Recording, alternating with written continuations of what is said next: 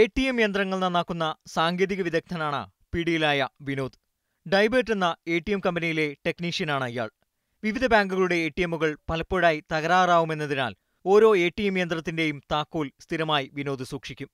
Bank മേധാവികളുടെ വിശ്വാസം പിടിച്ചുപറ്റി ATM യന്ത്രത്തിന്റെ പാസ്വേഡും വിനോദ് മനസ്സിലാക്കുകയും ചെയ്യും. ഇവ ഉപയോഗിച്ചാണ് പിന്നീട് ATMകളിൽ നിന്നും പണം കവരുന്നത്.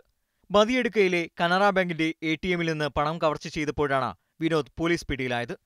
മെയ് 15-നാണ് ബദിയടുക്കയിലെ കനറ ബാങ്കിന്റെ ATMൽ നിന്ന് പണം കവർന്നത്. എന്നാൽ 2 ദിവസം മുൻപാണ് ബാങ്ക് മേധാവികൾ കവർച്ചയെക്കുറിച്ച് പോലീസിൽ പരാതി നൽകിയത്.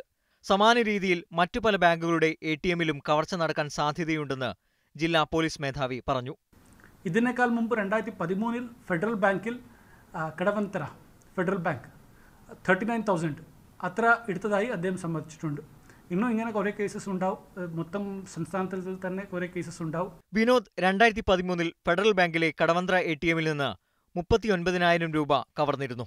SPT ഹോസ്ദുർഗ് ശാഖയിൽ നിന്ന് 3 ലക്ഷം രൂപയും കേരള ഗ്രാമീൺ ബാങ്കിന്റെ ഉദിനൂരിലെ ATMൽ നിന്ന് 50,000 രൂപയും കവർന്നതായി വിനോദ് പോലീസിന് മൊഴി നൽകിയിട്ടുണ്ട്.